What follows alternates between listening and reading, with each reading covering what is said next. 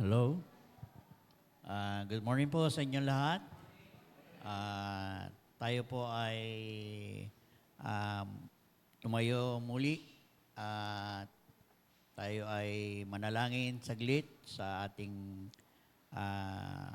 pananambahan sa umagang ito. Ama namin Diyos, salamat Panginoon sa umagang ito na kami po ay muling pinagtagpo mo upang kami po ay sumamba sa iyo, Panginoon. Salamat, Panginoon, sa biyaya, pagpapala, kalakasan at kalusugan na patuloy mong pinagkakaloob sa bawat isa. Maging sa aming mga buhay, mahal sa buhay, ikaw, Panginoon, siyang patuloy na magbigay ng lakas sa kanila upang ipakilala rin namin sila sa iyo, Panginoon.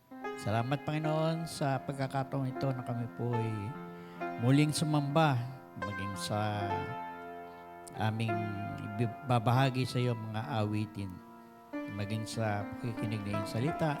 Salamat, Panginoon, at bigyan niyo po kami ng puso na may kagalakan upang tanggapin, Panginoon, ang mga inihanda po, Panginoon, ng iyong mga anak, mga programa, Panginoon, para sa aming pag-worship ngayong umaga. Salamat, Panginoon, at patuloy mong gabayan, maging aming kapatiran na wala pa sa aming harapan.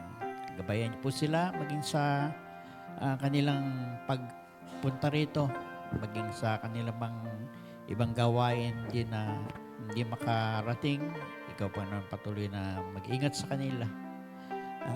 Ngayon ay patuloy kaming dumadalangin sa pangalan po ng Panginoong Hesus. Amen po.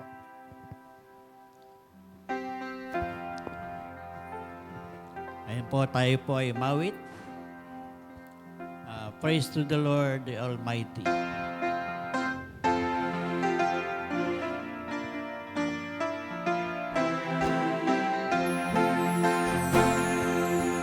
Praise to the Lord, the Almighty, the King of creation.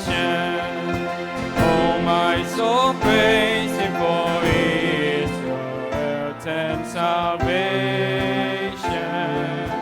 Come all who live, now to His temple draw near. Join me in glad adoration. Praise to the Lord above all things, so wondrously reigning. Shouting you under His wings and so gently sustaining. Have you not seen all that is needful has been sent by His gracious ordaining? Praise to the Lord who will prosper your work and defend you. Surely His goodness and mercy shall daily attend you. Ponder on you what the Almighty can do, as with His love He befriends you. Praise to the Lord that is in me adore Him. All that has life and breath come now in praises before Him. The heavens are for His people again, forever adore Him. Amen.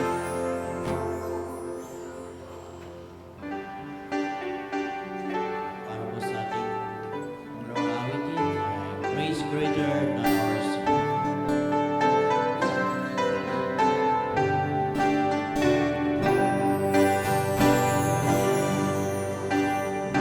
Marvelous grace of our loving Lord, grace that exceeds our sin.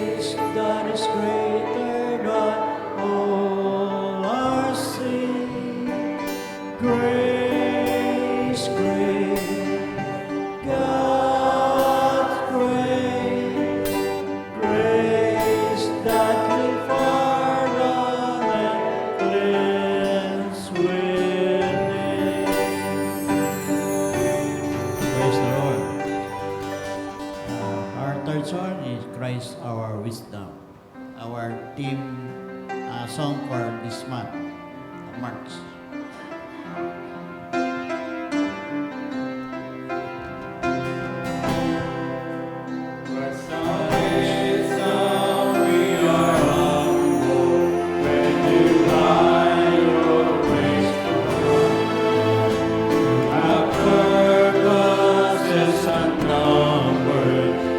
One good and glorious.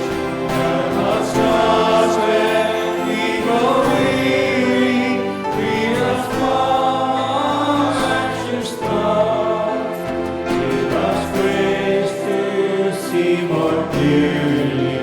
You are God and we are not. Christ our wisdom, we are gladness when we fail to understand. Ordain all joy and sadness to fulfill your perfect plan.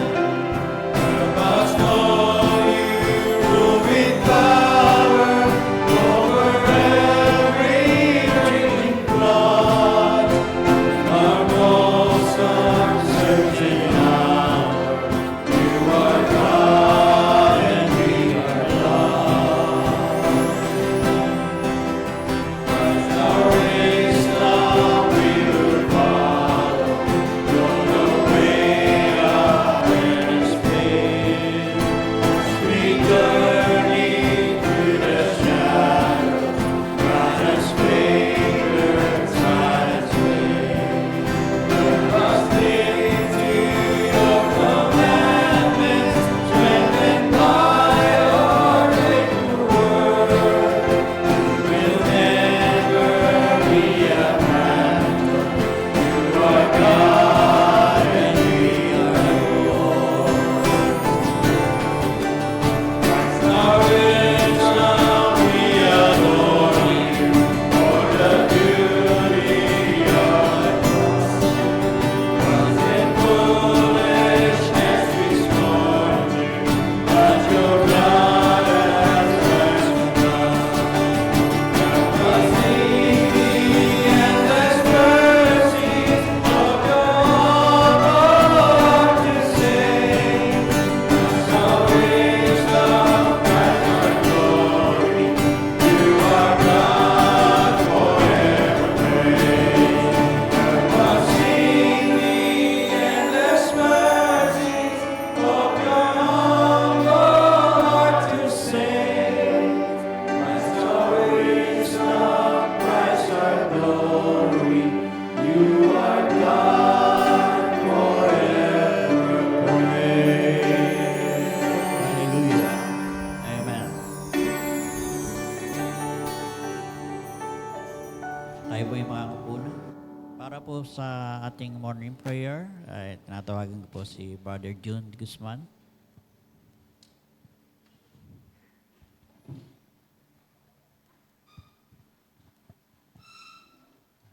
Manalangin tayo. Ama namin Diyos na makapangyarihan sa lahat. At salamat po ng marami sa bawat isa, Panginoon. Salamat sa iyong pagdadala sa amin.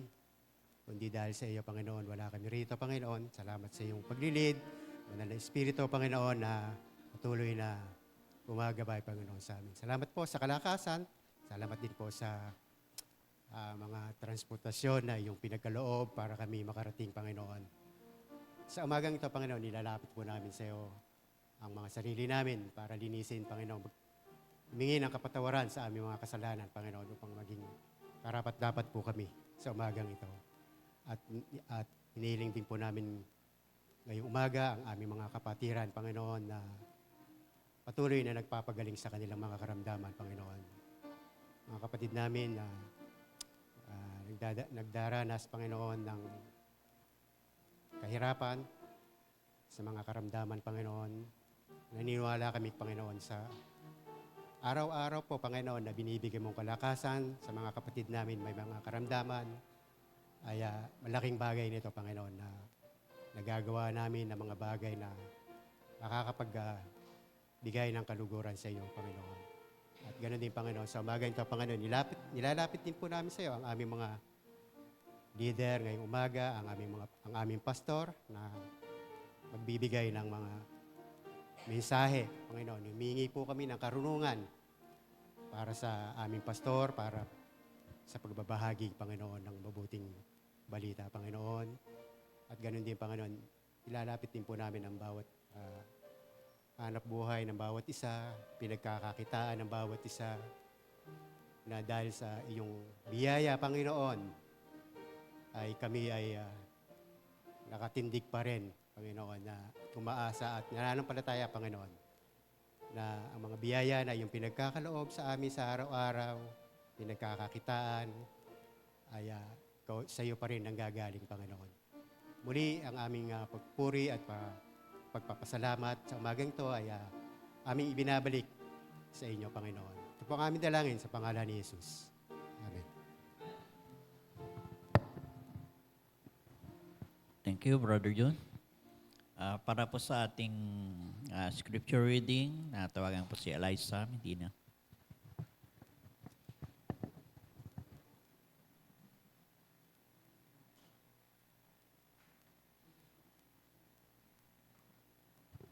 Let us all rise po. Let us open our Bibles to Revelation 22 and read it responsibly. Verse 1, "Then the angel showed me the river of the water of life, as clear as crystal, flowing from the throne of God and of the Lamb."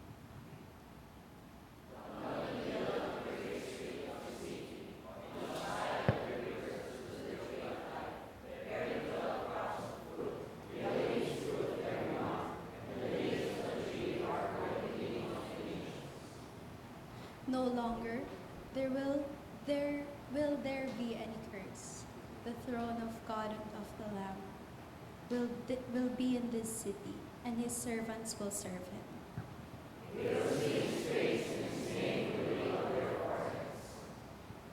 There will be no more night. They will not need the light of the lamp or the light of the sun, for the Lord God will give them light, and they will reign forever and ever.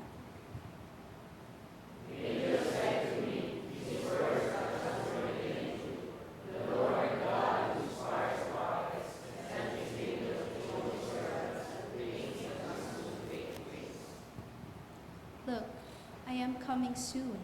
Blessed is the one who keeps the word of the prophecy written in this scroll.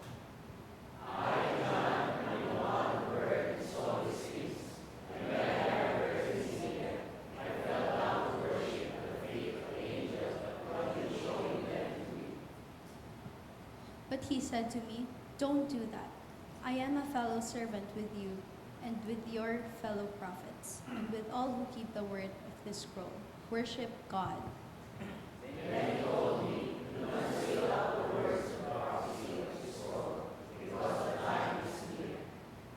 Let the one who does wrong continue to do wrong. Let the vile person continue to do vile. Let the one who does right continue to do right. And let the holy person continue to be holy.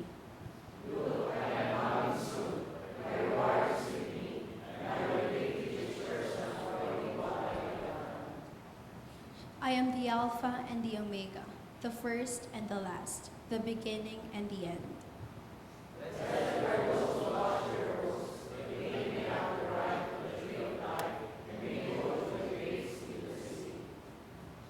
Outside are the dogs, those who practice magic arts, the sexually immoral, the murderers, and the idolaters, and those who loved and practiced falsehood.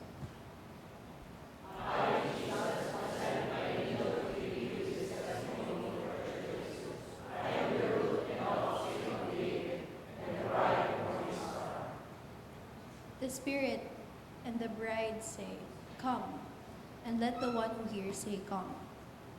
Let the one who is thirsty come, and let the one who wishes take the free gift of the water of life.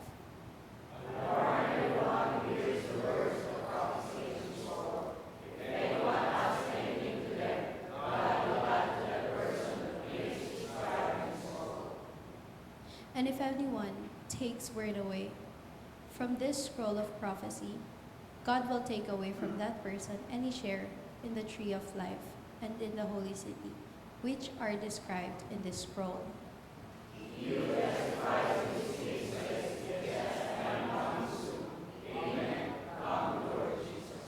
Altogether, the grace of the Lord Jesus be with the God's people. Amen. May the Lord bless the reading of His word.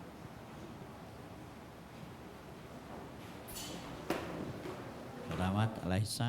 Tayo po yung mga kapuna. Para po sa ating special music, natawagan nga po si Ate Yoli Di Guzman.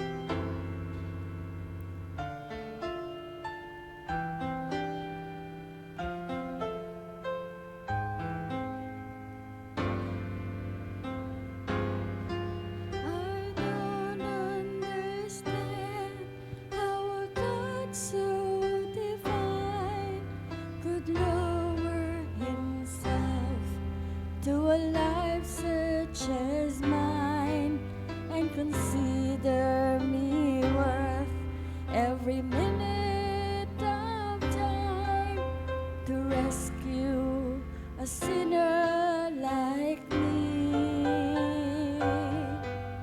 When I think of my Savior alone on the cross, I know without Him that my life would be lost if He had not been willing to suffer the cost to rescue a sinner like me. To rescue a sinner like me, Lord. To rescue a sinner like me. He abandoned His throne and His kingdom above to rescue a sinner like me.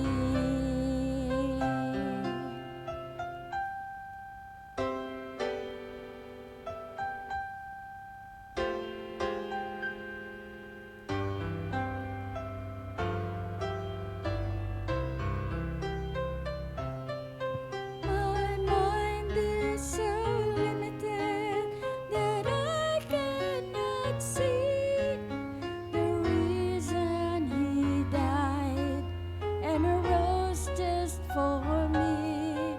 So unworthy was I, yet He gave willingly to rescue a sinner like me. To rescue a sinner like me, Lord. To rescue a sinner like me.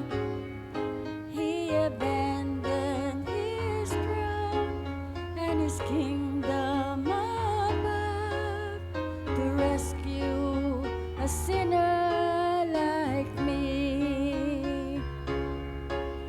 To rescue a sinner as worthless as I, and give me the reason to see.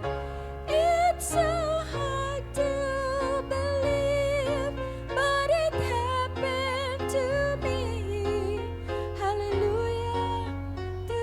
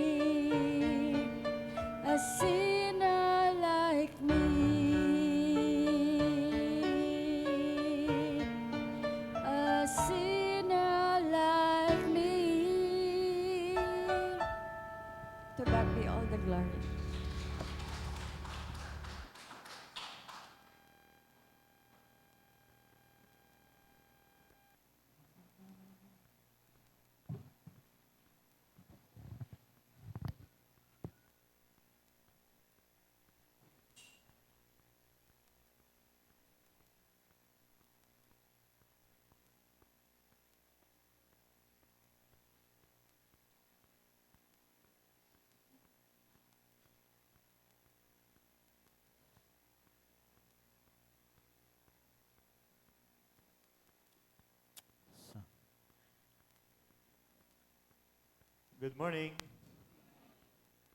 Tunay na napakaganda nung awitin na yon. We are all sinners. Tayo po ay niligtas ng ating Panginoong Diyos.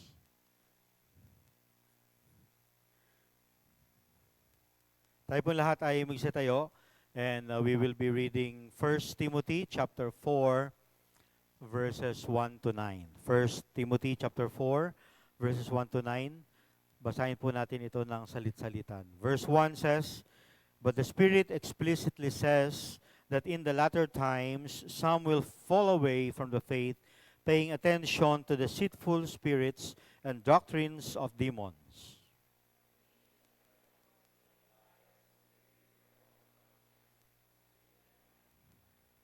Men who forbid marriage and advocate abstaining from foods which God has created to be gratefully shared in by those who believe and know the truth.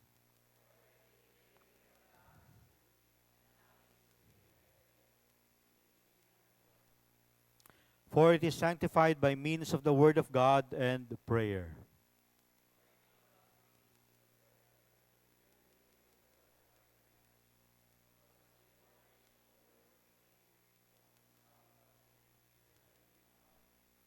But have nothing to do with worldly fables fit only for older women, and on the other hand, discipline yourselves for the purpose of godliness.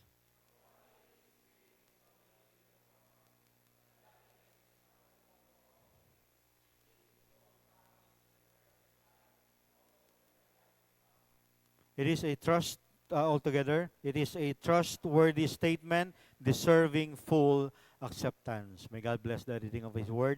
Tayo po isang manalangin. Panginoon, kami po ay nagpupuri at nagpapasalamat sa inyo ngayong umaga na ito. Maraming salamat po sa inyong salita na aming pagbubulay-bulayan. Alam po namin ito ay katotohanan at ito ay para sa aming pang-araw-araw na buhay. Help us, dear Father, to know your truth, to learn your truth, at obey po namin ito, Panginoon Diyos. Maraming salamat po. In Jesus' name we pray. Amen. Amen. Tayo po ay makakaupo na. Yan. Yung sa ating pong DSBR today, ngayon po ay nasa Revelation chapter 22 na po tayo. So it means tapos na tayo sa entire book for 3.5 years. So ngayon ay bukas magsisimula tayo, babalik po tayo dun sa Genesis chapter 1. At ito na po yung i-apply natin, yung isa sa mga 7 spiritual disciplines natin, yung God first daily. So ito yung gagawin natin starting tomorrow, March 9. So, yun yung gagawin natin. So, 2 question lang po yung ating sasagutin dito sa ating journaling. That is yung reflect and then response. No, reflect, ating alamin kung ano yung description ng passage na yon sa Panginoon Diyos. How does that passage describe God? No, and then yung respond, what are the sins to avoid? What are the lessons na dapat nating matutunan? Ano yung commandments na dapat nating gawin? No, in short, paano natin ito ma-apply sa buhay natin? No, yung mga lessons na natutunan natin doon sa passages na nabasa natin. So, I hope and I pray na lahat tayo ay makaka-join po dito. So, magsisimula tayo sa Genesis 1.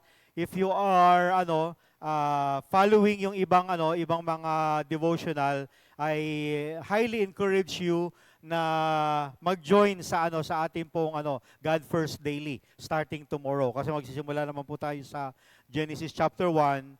So mas less yung reason natin na sasabihin natin na hindi tayo makakasabay, kasi magsisimula tayo sa first chapter ng first book. So I hope and everyone na maka-join po sa atin tomorrow.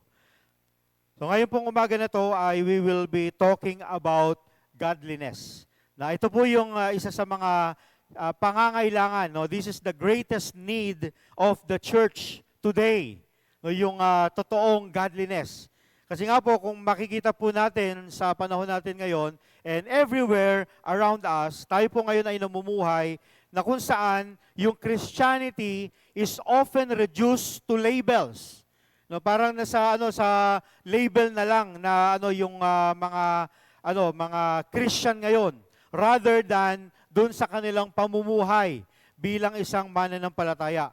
No, maraming mga tao, they claim the name of the Lord Jesus Christ. Pero wala tayong makikita sa kanilang mga buhay yung mark ng tunay na mananampalataya. No, it is not visible in their lives every day. That is why ito si Apostle Paul, no, naintindihan niya ito, yung mga bagay na ito, naintindihan niya yung danger na ito. Kaya nga sinulatan niya itong si Timothy, no, yung kanyang spiritual son, na kung saan si Timothy ay nagli-lead ng church doon sa Ephesus. At itong Ephesus, katulad ng binanggit ko ng mga nakaraang linggo, that it is known for pagan worship, for false religion, saka grabe yung moral corruption na nangyayari. And also yung mga philosophical confusion doon sa Ephesus. At dito din sa Ephesus, dito makikita yung temple ni Artemis or yung temple ni Diana na very prominent ito doon sa city. So hindi lang 'yon, maraming mga false teachers yung nagkalat doon sa syudad at they even infiltrated sa loob ng church. They were spreading distorted doctrines na kung saan ay nakukonfuse or kinukonfuse nila yung maraming mga mananampalataya.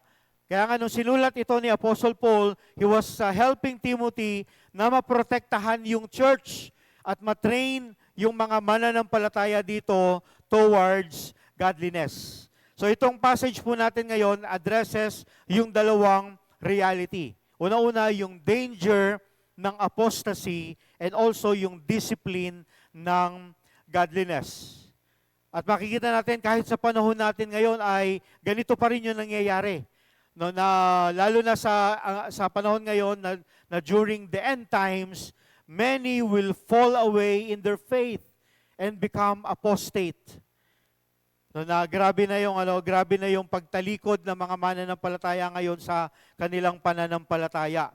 At kaya nga sa panahon natin ngayon, kailangan talaga natin ng discipline, no, ng spiritual discipline of godliness. And makikita natin dito that Apostle moves from warning about the deception patungo dun sa pag-encourage niya sa mga mananampalataya to cultivate spiritual discipline.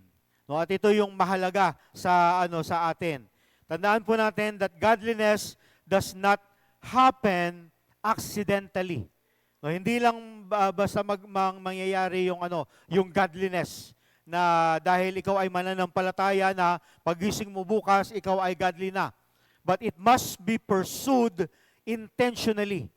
Dapat meron tayong intention nasa puso natin, nasa isipan natin, that we will cultivate yung spiritual discipline so that we will become godly sa harapan ng Panginoong Diyos.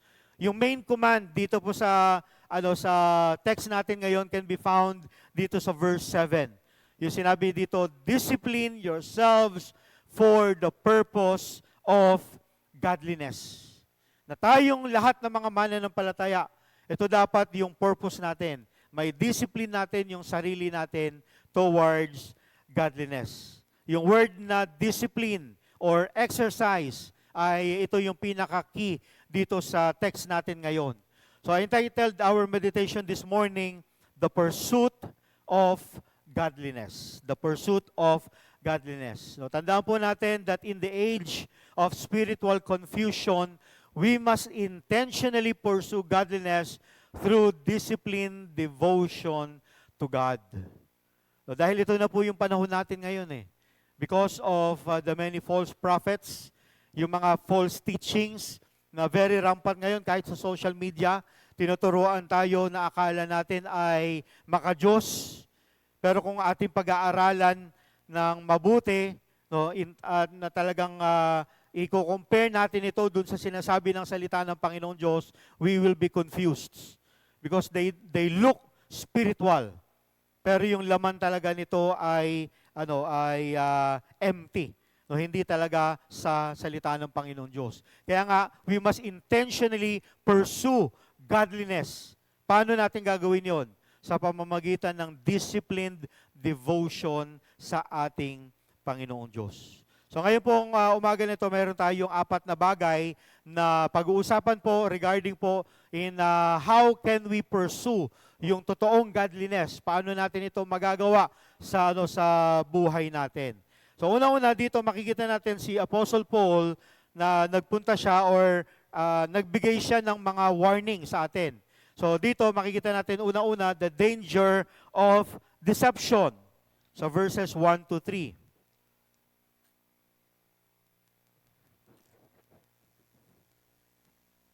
So he begins dito yung warning kay Apostle Paul kay Timothy about yung spiritual climate doon sa mga mananampalataya sa Ephesus. And kahit sa atin po ngayon, ito yung warning niya sa atin about yung spiritual climate natin because we are now living in the end days na malapit nang bumalik ang ating Panginoong Hesus.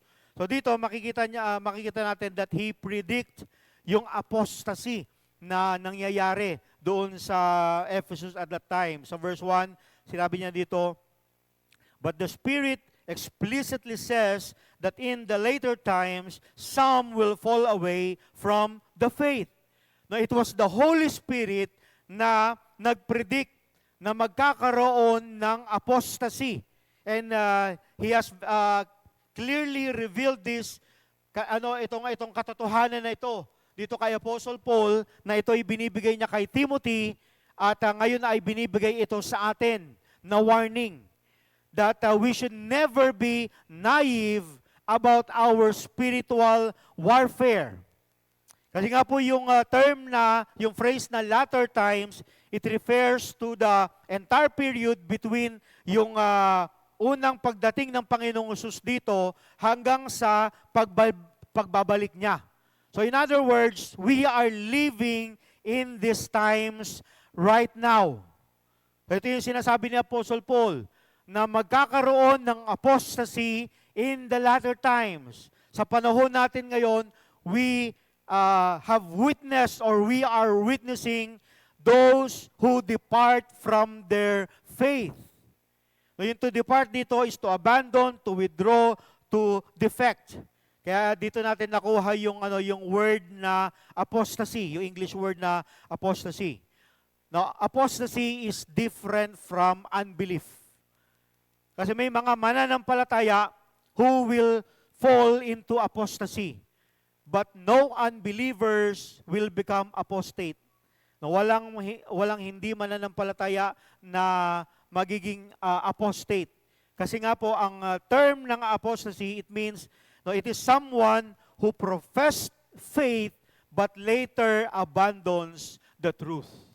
No, ito yung mga mananampalataya na alam na nila yung katotohanan, they believed on the gospel, and yet they turned away.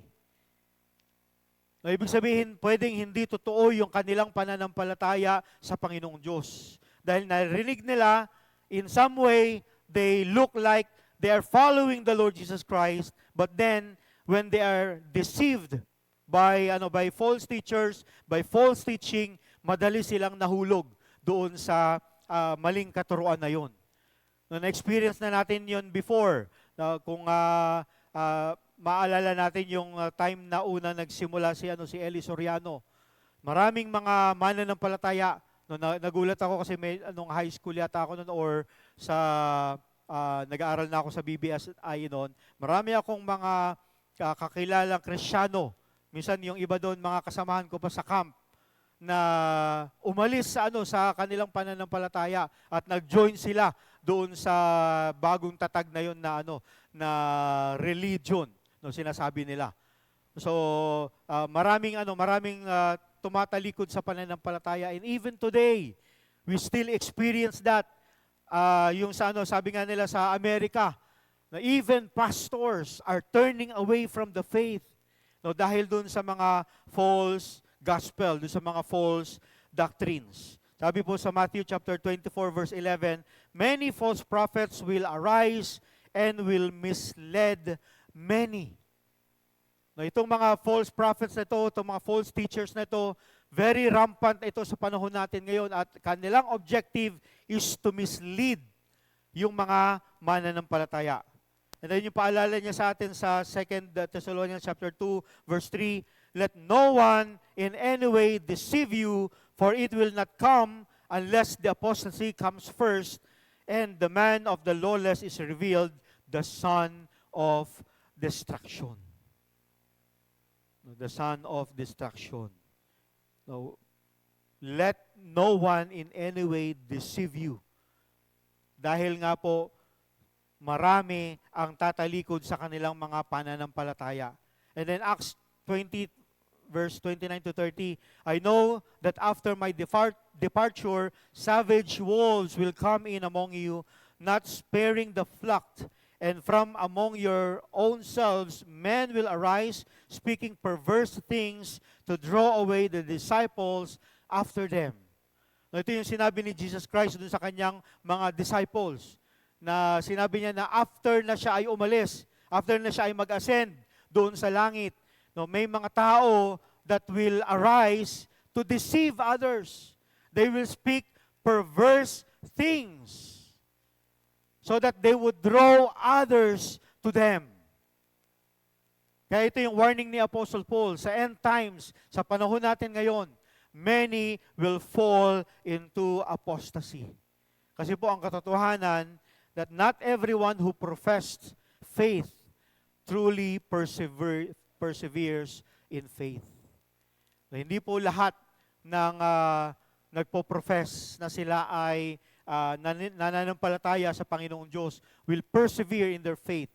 No, others, no, may mga tao talaga, may mga sinasabi tayo ng mga mananampalataya who will not persevere in their faith. Tatalikod. Kaya nga ang warning sa atin na tayo dapat ay maging careful, maging aware tayo dun sa mga bagay na naririnig natin, pinapanood natin, natututunan natin. No, lalo-lalo na sa social media ngayon. No, maraming mga gospel preachers yung lumalabas ngayon, but be very careful in what you watch, in yung mga naririnig natin. No, kailangan natin tignan talaga mabuti, suriin natin yung salita ng Panginoong Diyos if what they are saying is consistent with the teaching of the Bible.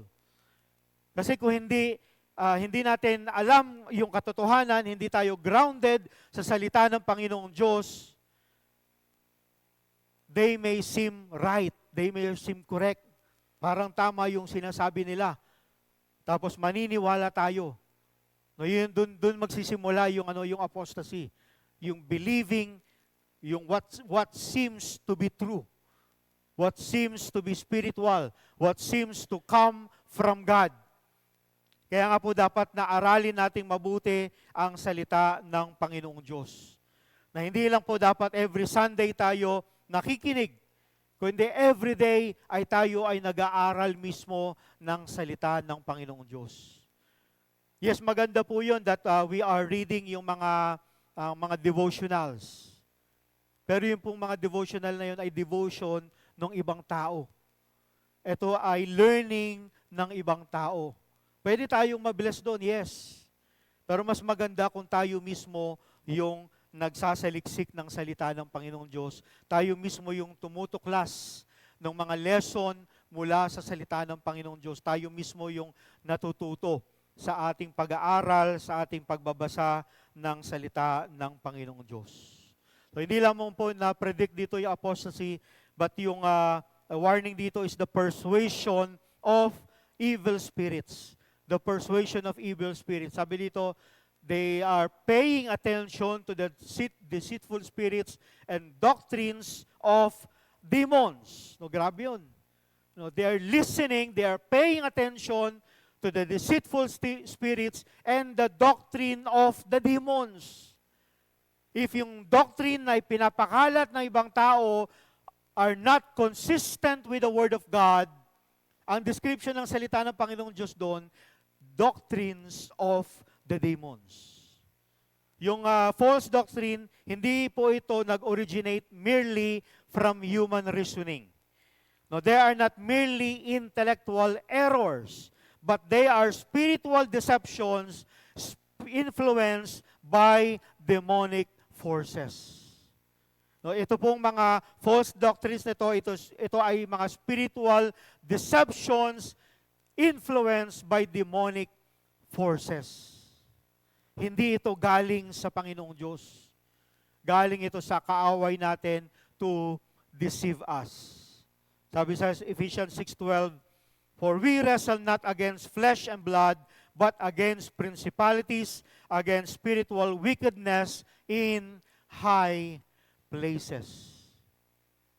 No, hindi lang tayo nakikipag-gera physically.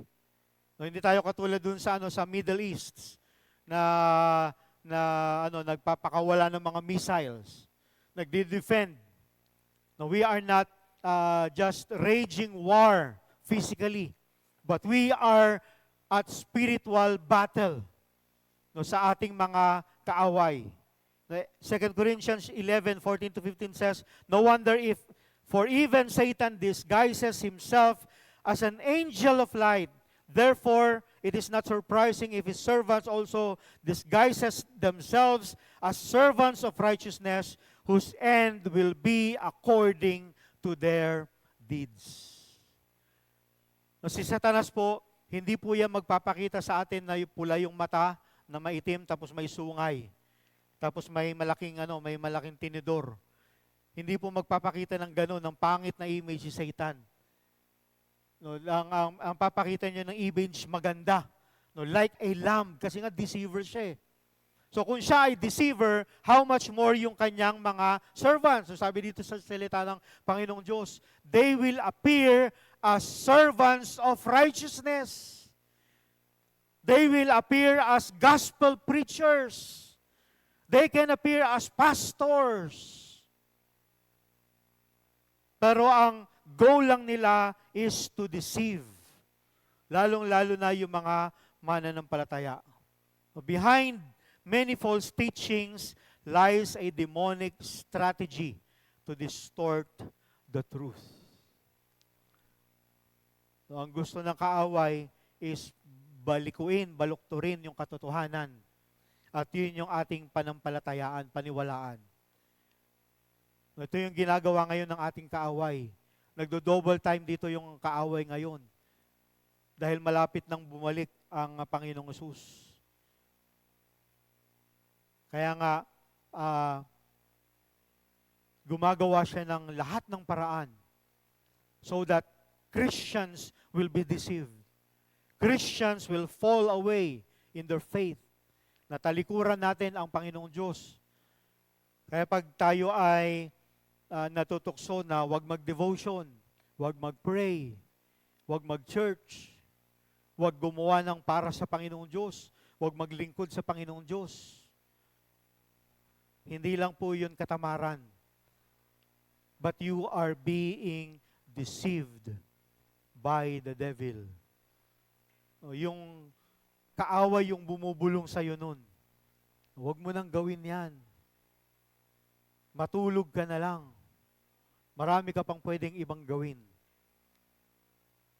Kaysa mag-aral ng salita ng Panginoon Diyos, kaysa magbasa, kaysa manalangin, kaysa pumunta ng church, kaysa pumunta sa mga gawain sa church. Gawin mo na lang yung gusto mo. YOLO. Sige, enjoy mo lang yan. Magbakasyon ka. Gusto mo, 1 taong ka magbakasyon. Gawin mo yung mga bagay na makakapagpasaya sa'yo other than spending time with God. Yan po yung ginagawa sa atin ngayon ng ating kaaway. He is persuading us.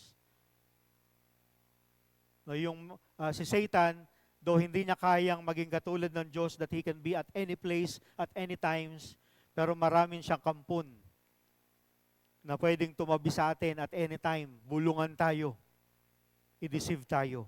So hindi lang po persuasion, yung makikita natin dito ng evil spirits, but also promotion of false teachers.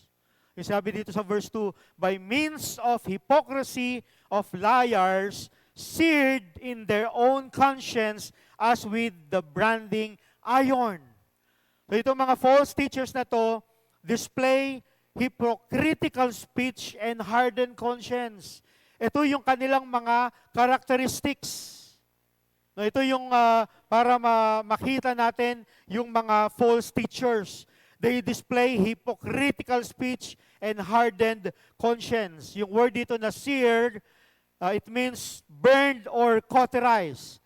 Na itong phrase na seared with a hot iron, it describes yung medical procedure na kung saan yung tissue is burned to deaden the feeling.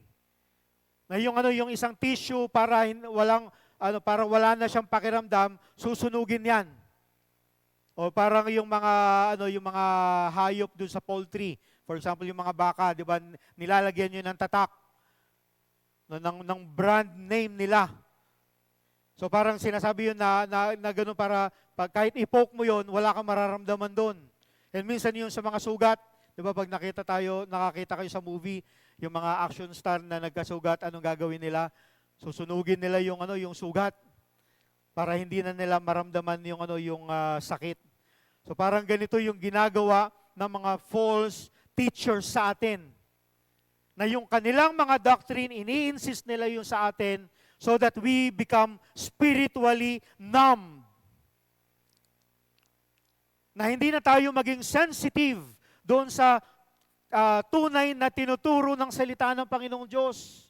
We will be desensitized doon sa mga kasalanan. Kaya kapag nanood tayo ngayon sa mga movies, sa Netflix for example, o sa HBO, sa Disney Plus, kung saan-saan pa ng mga movies, dinidesensitize yung kasalanan. Na okay lang yung gumawa ka ng kasalanan kasi napapanood mo naman yun. Okay lang yung kahit anong sexuality yung pinapanood ngayon ng mga kabataan kasi normal na yan na ginagawa. No, dati noon, sa mga magulang natin noon, yung sa mga elders natin ngayon, yung mga magulang nyo pa noon, di ba?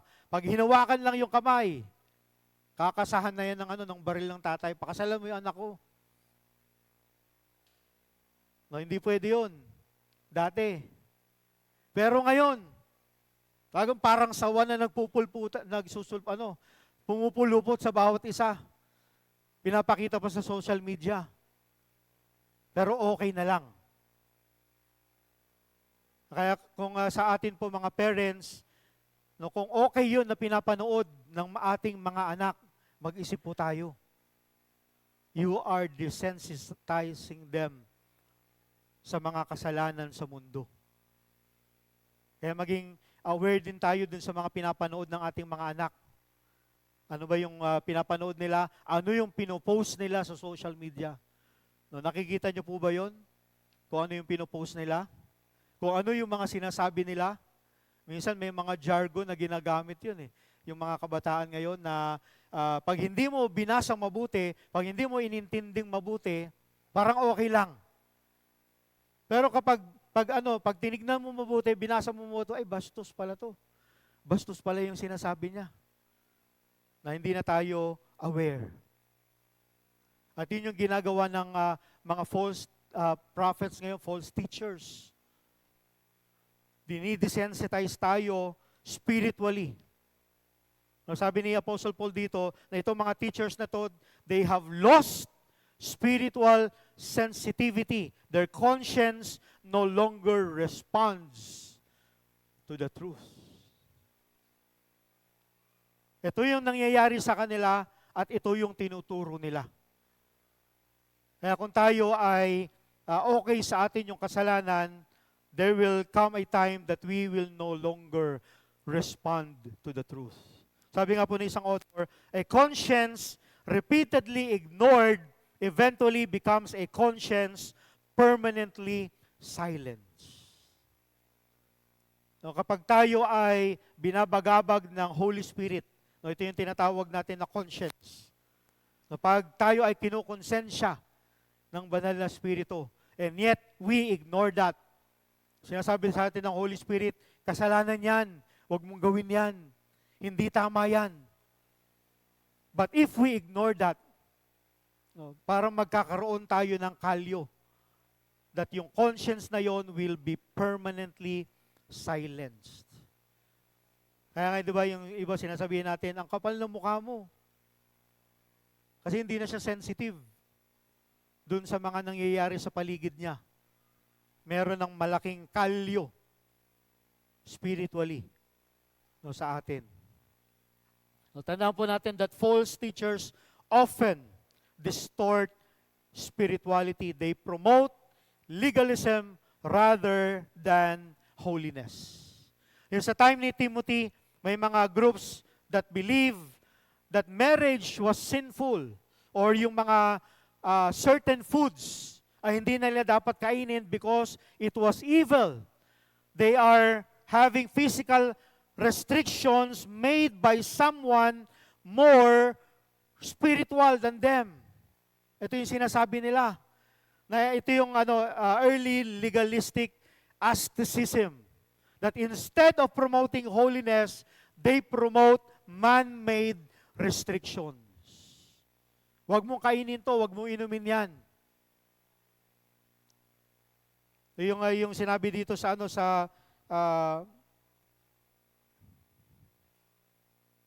verse 3, the men who forbid marriage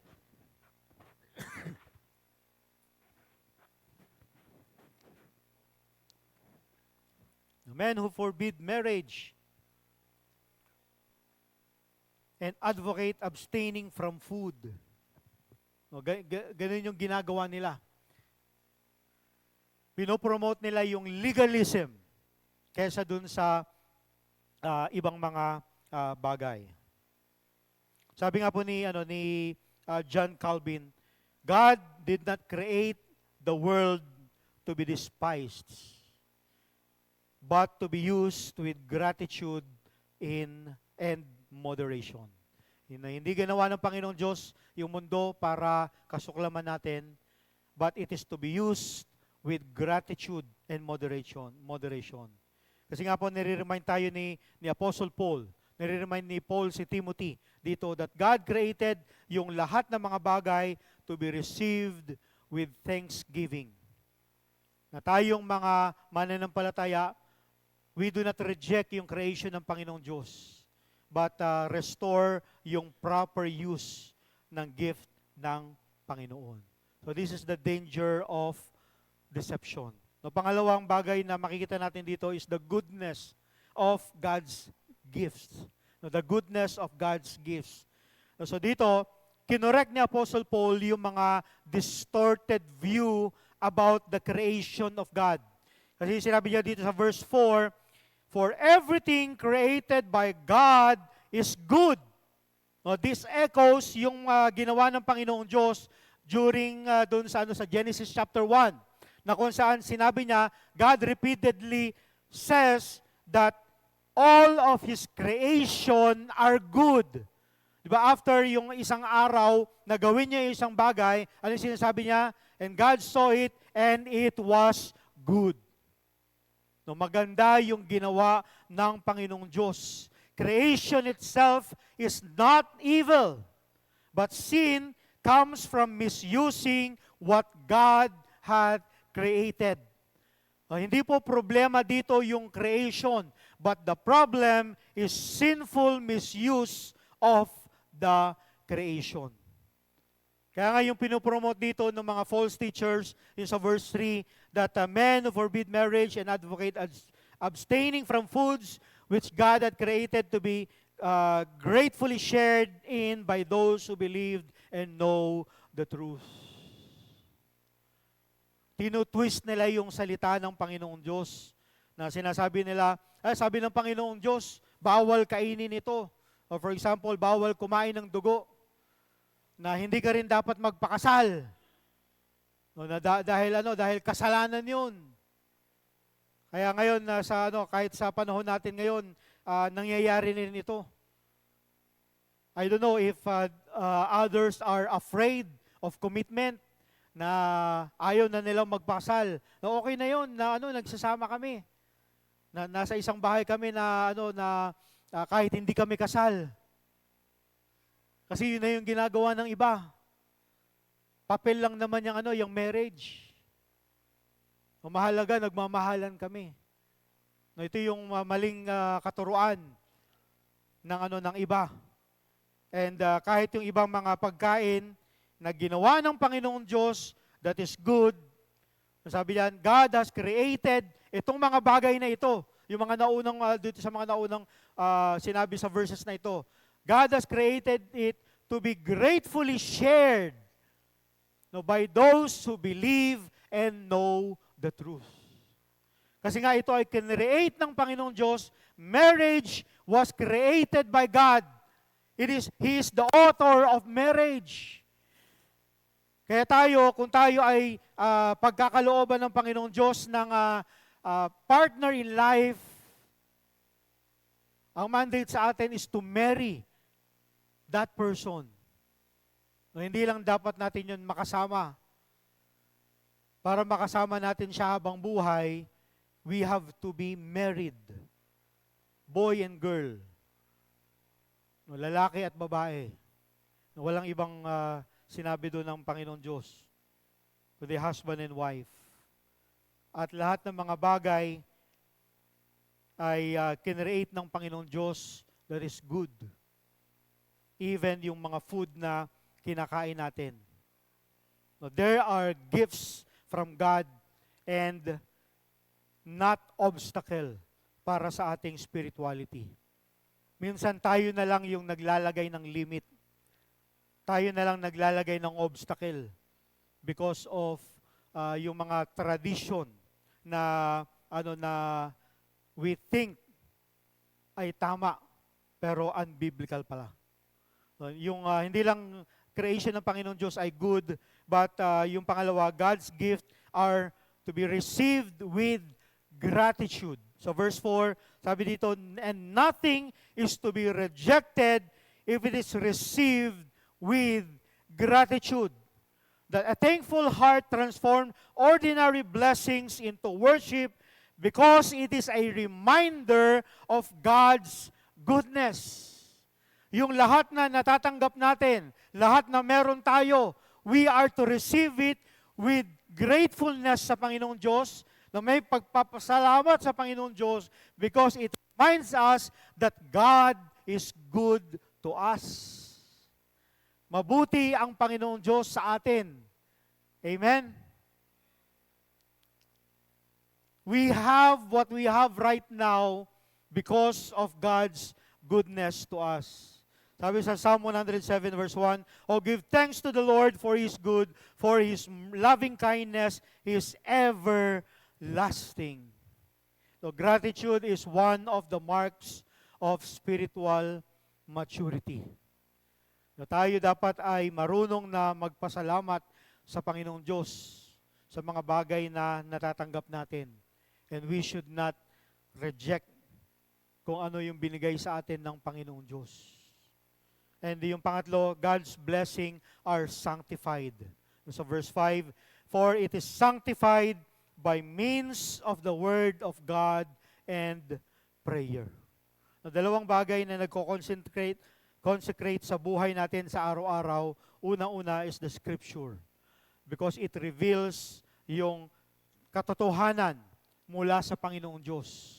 At yung pangalawa is yung supplication, yung prayer. Because it expresses our dependence sa Panginoong Diyos. And ito yung nagko-consecrate sa atin sa araw-araw. Kung tayo ay mag-aaral ng salita ng Panginoong Diyos, we will know the truth. Kung tayo ay mananalangin sa Panginoong Diyos, though we express our dependence on God. Now, the Word tells us what God had declared good. And prayer expresses yung gratitude natin sa nagbibigay sa atin sa araw-araw. Now, even yung mga small meals natin become an act of worship when we received it with thanksgiving. Sabi nga po ni Martin Luther, the Christian shoemaker does not glorify God by putting little crosses on the cross, but by making good shoes. Hindi natin mag-glorify ang Panginoong Diyos sa mga ginagawa natin sa pamamagitan ng paglalagay ng cross. Kundi mag-glorify natin ang Panginoong Diyos by doing good. By doing our best, giving our best sa lahat ng bagay na ginagawa natin. Dito, mag-glorify talaga natin ang Panginoong Diyos. Godliness is not about rejecting the world, but it is about living in the world with a heart that honors God. Tayo po dapat ay mamuhay na nagbibigay ng papuri sa Panginoong Diyos. Hindi lang po nakita natin dito yung warning, but and also yung goodness ng gift ng Panginoong Diyos, but ito yung pangatlo. Dito nag-shift si Apostle Paul. Ano yung dapat gawin ng isang mananampalataya? The discipline of devotion. The discipline of devotion. Sa verse 6, dito, ito yung instruction ni Apostle Paul. Una-una, ang instruction na dito is the nourishment of sound doctrine. The nourishment of sound doctrine. Sabi niya dito sa verse 6, constantly nourished on the words of the faith. So sinasabi niya dito that spiritual strength comes from feeding on truth. Na katulad ng ating katawan, physical na katawan natin, kailangan natin ng physical food daily. Our soul needs daily scripture. No, kailangan natin ang salita ng Panginoong Diyos araw-araw. Hindi ito once a week lamang. Hindi ito occasional lamang. Hindi 2 times a week, hindi 3 times a week. Every day, tayo dapat ay nagbabasa, nag-aaral ng salita ng Panginoong Diyos.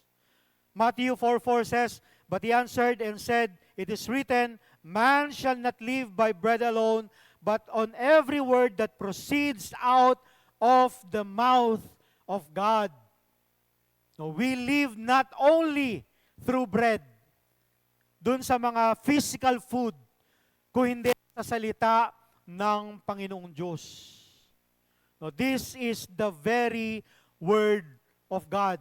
No, yung Bible, yung Scripture is the very Word of God.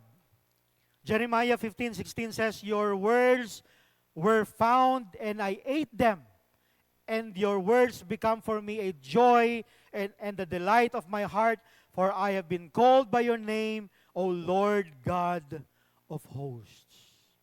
Napakaganda ng sinabi dito ni Jeremiah. Your words are found and I ate them. No, sabi, and your words become a joy for me and a delight for my heart. Kasiyahan ito, kagalakan ito ng ating mga puso kung tayo ay mag-aaral, magbabasa ng salita ng Panginoong Diyos. So, tandaan natin that healthy Christians are biblically nourished Christians. So, if we want to be healthy Christians, we are to be nourished biblically every day. So, ito yung kailangan natin bilang mga mananampalataya. Hindi lang we should be nourished by sound doctrine, but yung pangalawa, we are to reject worthless teaching. We are to reject worthless teaching. So verse 7, sinabi niya dito, but have nothing to do with worldly fables fit only for older women. So biblical pala yung yung chismis. Joke lang. So sinabi niya dito, have nothing to do with worldly favors. No, tayo mga mananampalataya, we must reject empty speculation, meaningless myths, and spiritual unhelpful conversations. No, iwasan natin itong mga bagay na ito. Mga speculations, yung mga sabi-sabi na hindi naman base sa salita ng Panginoon Diyos, na walang katotohanan, na yung mga meaningless myths, those conversations that will not help us spiritually. Na yung mga chismis, mga sabi-sabi, mga maling katuruan, ito yung dapat nating iwasan. We should be nourished by the Word of God. We should reject yung mga worthless na mga teachings. Kung mga sinasabi dito ni Apostle Paul, do not fill your head with traditions that are not biblical. Yung mga tradition na hindi biblical ay alisin natin ito sa ating mga isipan. But hindi lang tayo manorish ng salita ng Panginoon Diyos, hindi lang natin dapat i-reject yung mga worthless teachings, but we are to nurture our godliness, no? The nurturing of godliness. Yung sa verse 7, yung sinabi niya dito, on the other hand, discipline yourselves for the purpose of godliness.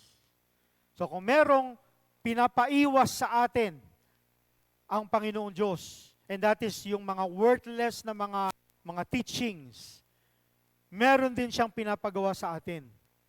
Kasi hindi naman pwede na inaalis lang natin na wala tayong pinapalit na maganda.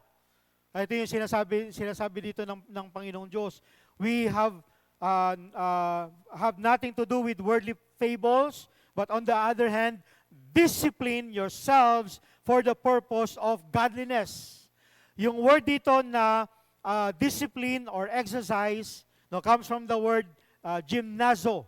No, dito natin nakuha yung English term natin na gym. So it refers to athletic training. No, it means train vigorously or discipline yourself. So, ginamit dito ni Apostle Paul yung isang athlete. Na yung isang athlete, they do not become strong accidentally. No, hindi sila nag-join sa isang sport, tapos sa kinabukasan, malakas na kagad sila. Kaya na kagad nila mag-compete. No. But they train themselves, they practice, they discipline themselves. Ito yung kanilang ginagawa araw-araw.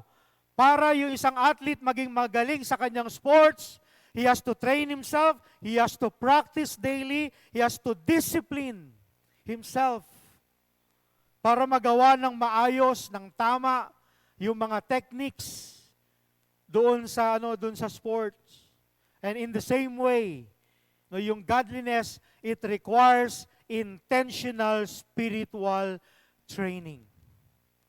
Ito yung kailangan natin bilang mga mananampalataya.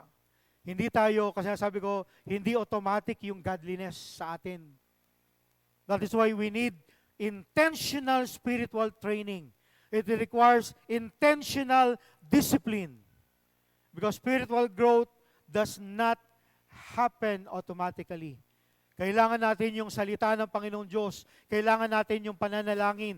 Kailangan natin yung obedience, yung fellowship, and also yung worship sa ating Panginoong Diyos. This is what we need, yung discipline na ito for us to be godly sa harapan ng Panginoong Diyos.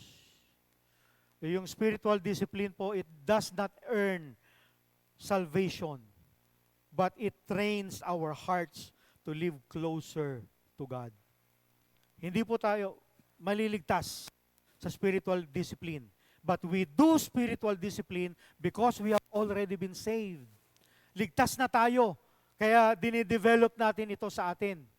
And it trains our hearts para mas maging malapit pa tayo, mas malapit pa tayo sa Panginoong Diyos. Na hindi tayo para lumayo sa Panginoon. Kung hindi tayo dapat ay mas lumapit sa Panginoon. Ito yung instruction sa atin ni Apostle Paul. Ito yung instruction sa atin ng Panginoong Diyos. We should be nourished by the Word of God. We should reject yung mga maling katuruan sa atin. We should be nurtured. We should be nurturing yung godliness natin. Ito yung dapat na ginagawa po natin. Kasi nga po, sa panahon natin ngayon, no, na ayaw ng kaaway na tayo ay maging godly. ang gusto ng kaaway, gawin mo yung gusto mo. Mag-enjoy ka lang. Hayaan mo na yung Diyos. Talikuran mo na yung pananampalataya mo. Ito yung gustong gawin natin na pinapagawa sa atin ng ating kaaway. Pero ang sinasabi ng Panginoong Diyos sa atin, we should discipline ourselves towards godliness. At hindi natin to magagawa kahit na matagal na tayong Kristiyano. No, godliness is not based on age. It is a discipline. No, discipline na dapat nating ginagawa bilang isang mga mananampalataya. No, do not neglect yung pag-develop nitong discipline na ito. Lalo na sa panahon natin ngayon.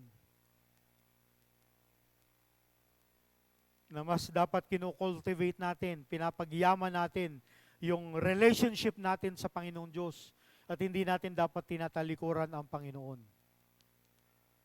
Mas pinapalalim dapat natin yung mga ugat natin sa ating pananampalataya sa Panginoong Diyos, sa ating relationship sa Panginoong Diyos, so that kapag dumating yung mga unos sa buhay natin, hindi tayo madaling mabubuwal, hindi tayo madaling mahuhulog sa kasalanan. But we will remain strong, we will stand strong because of our faith in God. Because of our faith in Christ. At yung panghuli po, and this is where we will end, the value of virtue. The value of virtue. Sa verse 8, dito ay nagbigay na ng conclusion si Apostle Paul by emphasizing yung eternal value ng godliness. Gaano ba kahalaga yung godliness sa atin bilang mga mananampalataya? Sa verse 8, sabi niya dito, for bodily discipline is only of little profit. Kasi sabi dito ni Apostle Paul, kaya kinumpare dun sa mga athlete because they train their bodies to be strong. Pero yung sinabi niya dito, yung bodily discipline only profit a little. Kahit na, para sinasabi niya dito, kahit na malaki yung katawan mo physically, no, bukol-bukol yung yung mga muscles mo diyan. But if you are malnourished spiritually, parang baliwala rin yun, madali pa rin tayong mahuhulog sa kasalanan. Pero dito, hindi po kinokondemn dito ni Apostle Paul yung physical exercise, but he is making a comparison. Yes, physical training has value, but its benefits are temporary or limited. Kasi nga po, ang katawan natin ay nanghihina, tumatanda, nagkakasakit. No, kahit anong exercise natin, kapag matanda na tayo, manghihina at manghihina pa rin tayo.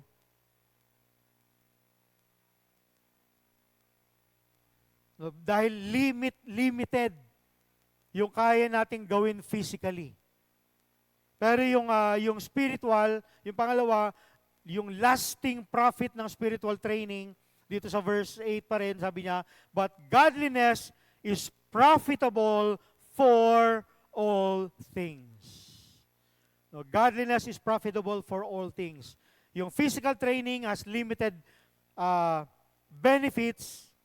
It strengthens our body, yes, but spiritual training has eternal benefits.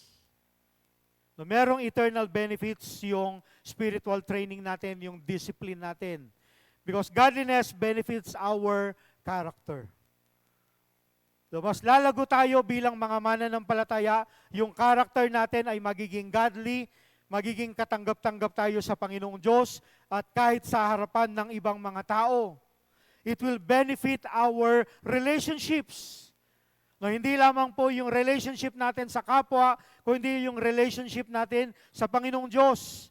It will benefit our ministry because our ministry will be fruitful.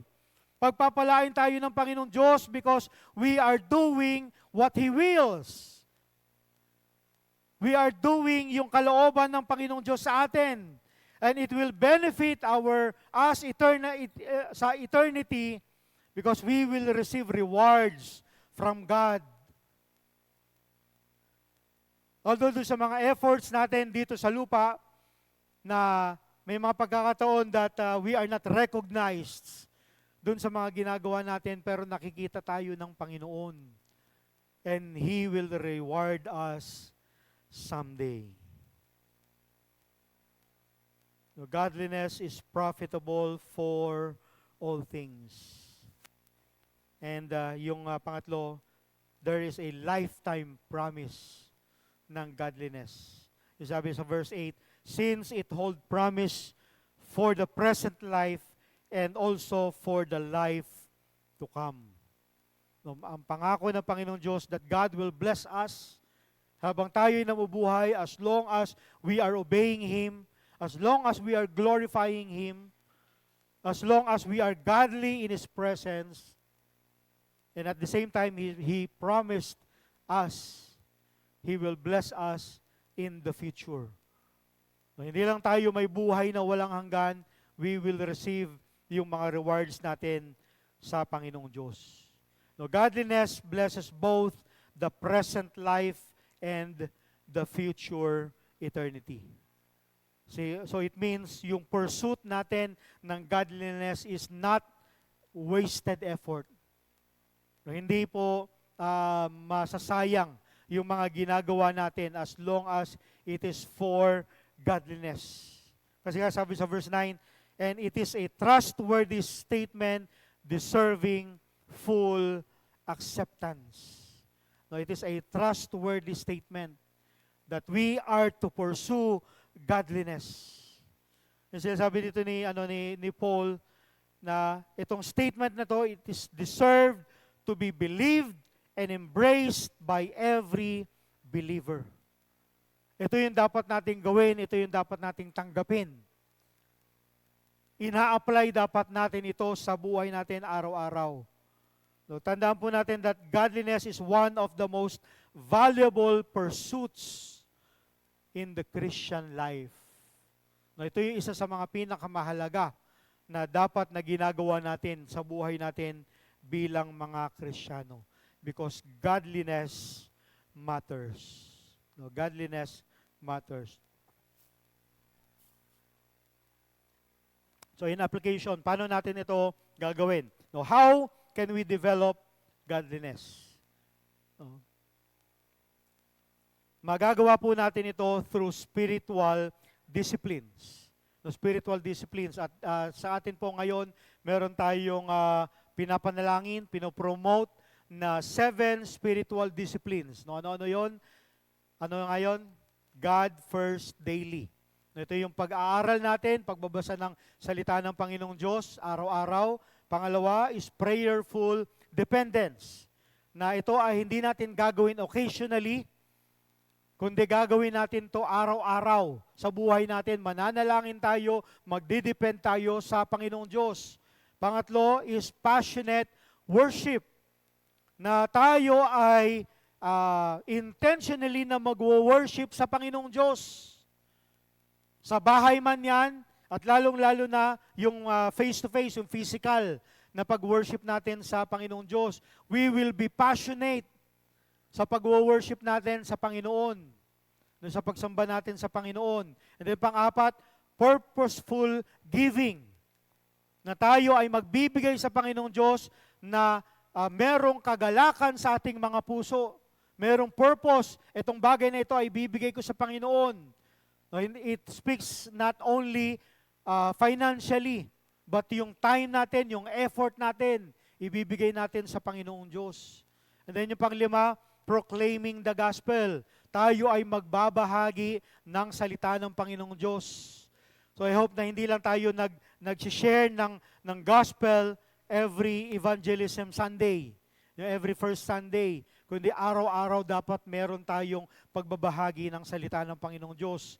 And then growing as disciples, tayo dapat ay lumalago sa mga pag-aaral no, sa fellowship natin sa bawat isa, and then yung pang-pito is gathering in small groups. We should be members of yung mga ecclesias natin, no, yung mga small groups natin. So no MFBBCers, member man or attender na left alone. Dapat lahat tayo ay kabilang sa mga groups. No, kasama tayo dapat sa mga groups. So these are the spiritual disciplines na ginagawa natin in order for us to develop yung ating godliness. So dito makikita natin itong passage na to, it gave us a contrast between false teachers and yung mga faithful believers. Yung false teachers, sila ay nagdi-deceive. Objective nila is deception. But yung faithful believers, objective is devotion sa Panginoong Diyos. Yung mga false teachers, pinopromote nila yung legalism. But yung faithful believers are promoting gratitude. They are grateful sa Panginoong Diyos. Yung mga false teachers, they share empty myths. Pero yung mga faithful believers, we are having sound doctrine. We are proclaiming sound doctrine. And yung mga false teachers, makikita natin that sa kanila, they have spiritual decline. Pero yung faithful believers, we have spiritual discipline. No, tayo ay talagang lumalago sa ating pananampalataya. So, kamusta po tayo? Kamusta po yung spiritual life natin? Can we consider ourselves godly? Dinidisplay po ba natin yung godly character ng Panginoong Diyos?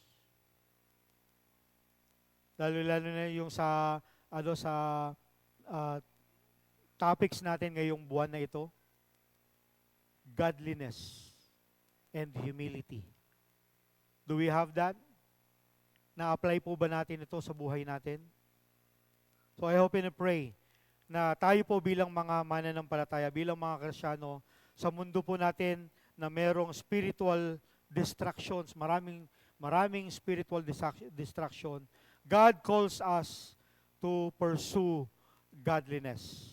No, godliness affects how we live today and where we will stand in eternity. No, it will affect yung tayo ngayon. Saka yung bukas na na mangyayari sa atin. Sabi nga ni A.W. Tozer, the real measure of our wealth is how much we would be worth if we lost all our money. No, ano yung worth natin? Hindi sa tao, kundi sa Panginoong Diyos. Kasi minsan, binabase natin yung worth natin sa kayamanan natin. Pero ang sabi ng Panginoong Diyos, hindi dito nakabase yung worthiness natin, kundi sa identity natin. And that is through Christ. Kaya nga, true wealth is godliness. So in application, ito yung tanong sa atin ngayong umaga na ito. Una-una, am I guarding my faith from deception? No, binabantayan ba natin? Nagiging aware ba tayo sa pananampalataya natin na iwasan natin yung mga deception, yung mga maling katuruan? Am I growing through spiritual discipline? No, lumalago ba tayo sa pananampalataya natin sa pamamagitan ng mga spiritual disciplines na ginagawa natin? And yung pangatlo, am I investing in eternal things? Sabi ko nga, yung godliness profits everything. From our life today hanggang dun sa future eternity natin. Pero saan natin ini-invest yung buhay natin ngayon? Dun sa mga panangdaliang mga bagay ba? Or dun sa mga eternal na mga bagay? Re-remind tayo ngayon ni Apostle Paul that godliness is profitable for all things, both for this life and for eternity. So I hope and I pray na tayo po bilang mga mananampalataya, no, we would intentionally pursue godliness no, sa pamamagitan po ng disciplined devotion sa ating Panginoon. Tayo po ay manalangin. Panginoon Diyos, maraming salamat po sa inyong salita na patuloy po na nagbibigay sa amin ng hamon, ng rebuke, ng paalala. Tulungan niyo po kami, Panginoong Diyos, na hindi lamang po namin ito papakinggan, kung hindi ito po ay aming gagawin. That we would intentionally pursue godliness. Maraming salamat po, Panginoon Diyos, dahil alam namin na kasama namin kayo. Kayo ang tumutulong sa amin so that we could apply this sa aming mga buhay. And help us, dear Father, na kami po ay tunay na magiging obedient sa inyo, Panginoon Diyos. That we would really pursue godliness. Salamat po. Ito po kami dalangin sa pangalan namin, Panginoong Jesus. Amen. Amen. God bless po.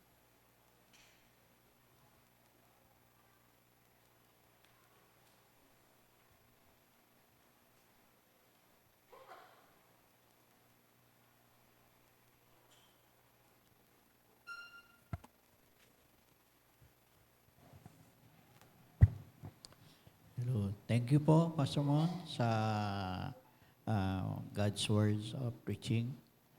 Bilang response po sa message ng Panginoon sa atin ay tayo po muling tumayo. Awitin po natin ang Be Thou My Vision.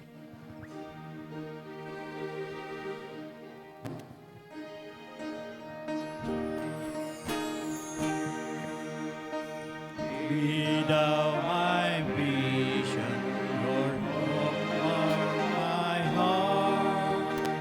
Don't be all else to me, say that thou art. Thou my best thought by day and by night. Waking or sleeping, thy presence my life.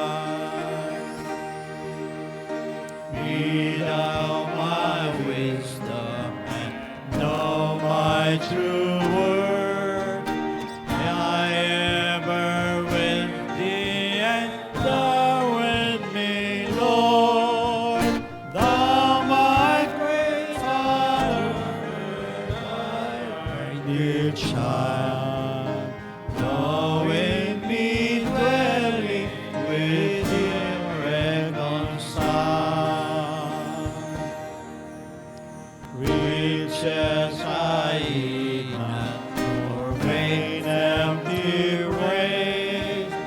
Thou mine inheritance, now and always.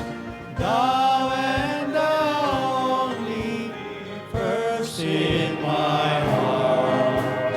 My King of heaven, my treasure thou art.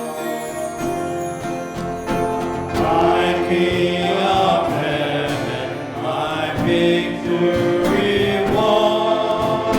May I ring seven stars for right and sun.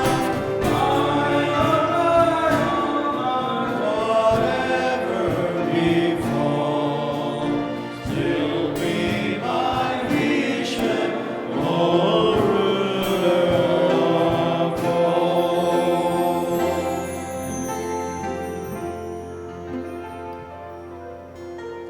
Salamat po. Tayo po ay makakapuna.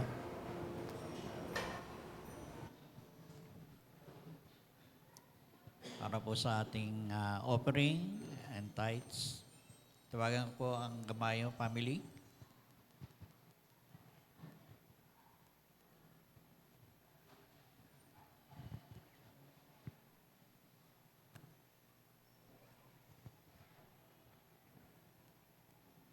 Let's pray. Father in heaven, we thank you, Lord Father, for the message we had received this morning. Maraming salamat, Panginoon, for your unending blessings, Panginoon, sa aming buhay, sa aming mga trabaho, Panginoon. Patuloy na kami na nagbibigay sa amin lahat ng aming mga pangailangan. And may you continue to bless us, Panginoon, sa patuloy na pagbalik through our tithes and offerings. May this be used sa pag-grow pa ng church na ito. Maraming salamat, Panginoon, for your goodness and faithfulness sa amin. In Jesus' name we pray. Amen.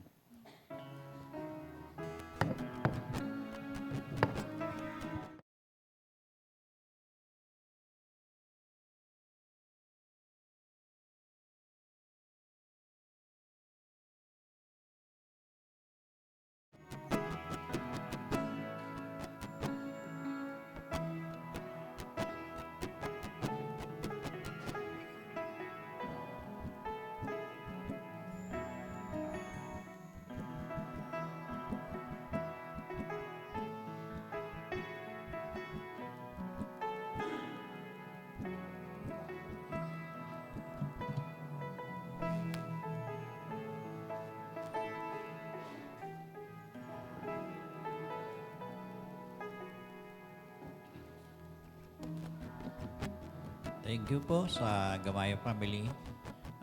Bilang po sa ating closing song, tumayo po tayo muli.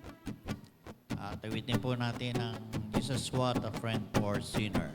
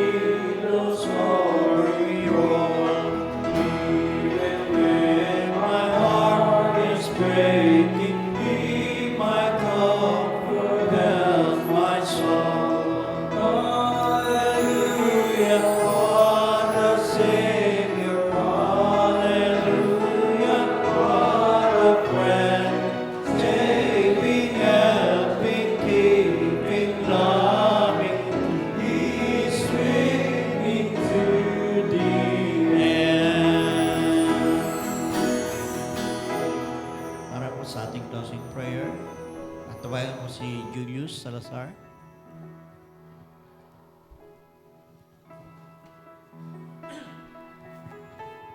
Tayo pa'y manalangin. Panginoon, maraming salamat po sa umagang ito, sa pagbibigay mo ng pagkakataon para sambahin ka, Panginoon. Panginoon, maraming salamat po sa biyayang pinagkakaloob mo. Pinapasalamatan po namin ang araw na ito, Panginoon. Kayo po ang patuloy na mag-iingat sa bawat isa sa darating na linggo, Panginoon. Lalo na po yung mga seniors po namin, Panginoon, na ilayo mo po sila sa anumang karamdaman, Panginoon. At ang mga estudyante, Panginoon, sa kanilang pagpasok, Panginoon. Pinapasalamat ko rin po, Panginoon, ang successful na prayer work, Panginoon. Panginoon, kayo ang patuloy na magbe-bless, Panginoon, sa bawat isa at pinapanalangin, Panginoon, ang buong simbahan at ang bawat ministry, Panginoon, at lumago ang mga gawain, Panginoon. In Jesus' name I pray, Amen. Okay, salamat, Brother Jules. Makakaupo na po tayo lahat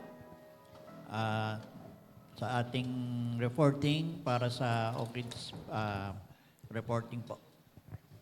Tawagan ko po ang OKIDS.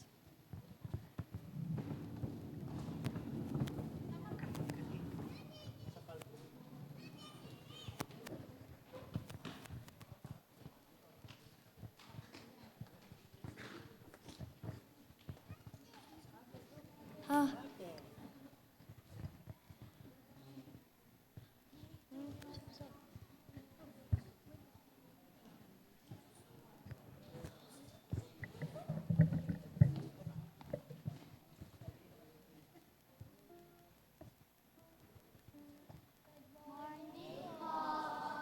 Our attendance for today is 12.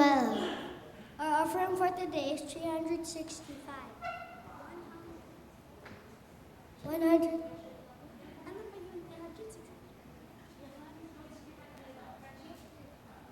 365. Today, we learned about Jesus' name A to Z. And the letter that we focused about is H. Jesus is the head.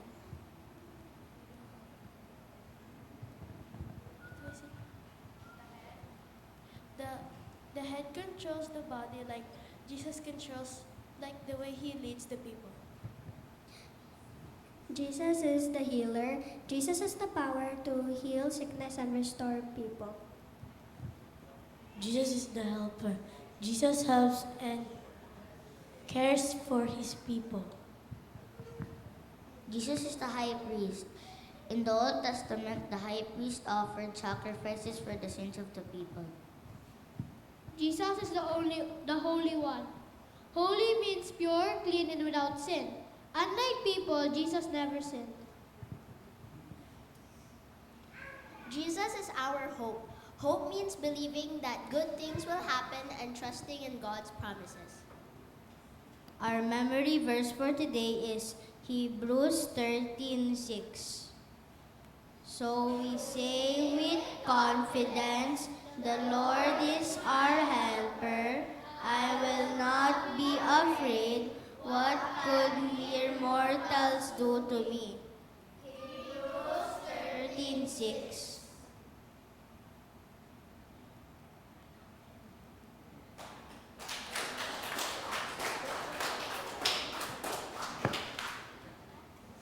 Thank you, OKIDS.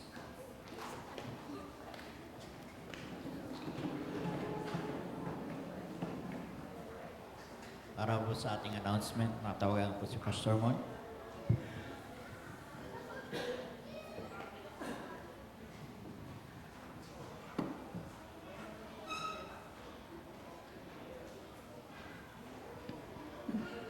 Good morning. Ayan, maraming salamat po sa bawat isa na nag-join sa atin po ngayon. So, dito po sa ating chapel ay wala po tayong mga